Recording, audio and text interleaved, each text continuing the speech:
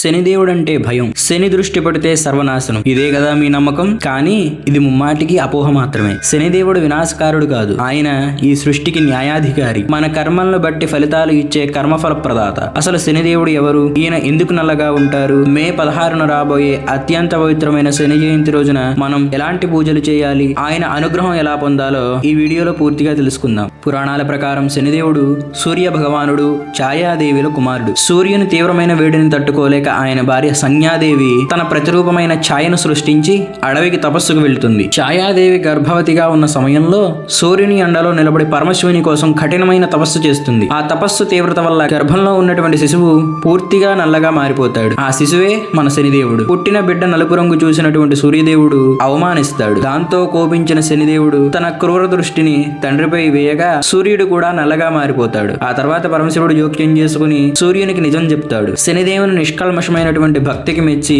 నవగ్రహాలలో ఎవరికీ లేని న్యాయాధికారి పదవిని, కర్మలను బట్టి శిక్షించే శక్తిని శివుడు శనికి ప్రసాదిస్తాడు. శనిదేవుడు ఎవరికి పక్షపాతం చూపించడు. రాజు అయినా పేదవాడు అయినా సరే తప్పు చేస్తే శిక్షిస్తాడు. ఏలినాటి శని లేదా అష్టమ శని కాలంలో ఆయన ఇచ్చే కష్టాలు మనల్ని నాశనం చేయడానికి కాదు, మనలోని అహంకారాన్ని అణిచివేసి మనల్ని ఒక ఉత్తమమైన వ్యక్తిగా మార్చడానికి. ఒక ఇనుమును కాల్చి దంచితేనే కదా పదునైన ఆయుధం తయారవుతుంది. శనిదేవుడు కూడా మనల్ని కష్టాల ద్వారా పదును పెడతాడు. మీరు నీతిగా ఉంటే శనిదేవుడు మిమ్మల్ని ఐశ్వర్యవంతుల్ని చేస్తాడు. దీన్నే శని మహాదశలో రాజయోగం అంటారు. రేపు మే 16 శనివారం నాడు అత్యంత శక్తివంతమైనటువంటి శని జయంతి. ఉత్తర భారతదేశంలో అయితే పూర్ణాంత క్యాలెండర్ ఉంటుంది కాబట్టి దాని ప్రకారం జ్యేష్ఠ అమావాస్య అంటారు. అందుకే పురాణాల్లో శనిదేవుడు జ్యేష్ఠ అమావాస్య నాడు పుట్టాడని చెప్తారు. కానీ మన తెలుగు క్యాలెండర్ ప్రకారం ఆ రోజున వైశాఖ అమావాస్య అంటారు. పేరు ఏదైనా రెండు క్యాలెండర్లోనూ వచ్చే రోజు మే 16. శనిదేవుని పుట్టినరోజు శనివారం అమావాస్య కలిసి రావడం చాలా అరుదు. మీ జాతకంలోని శని దోషాలు తొలగిపోవాలంటే రేపు ఈ పనులు తప్పకుండా చేయండి. దగ్గరలోని శనీశ్వర ఆలయానికి వెళ్లి శనిదేవునికి నువ్వుల నూనెతో అభిషేకం చేయించండి.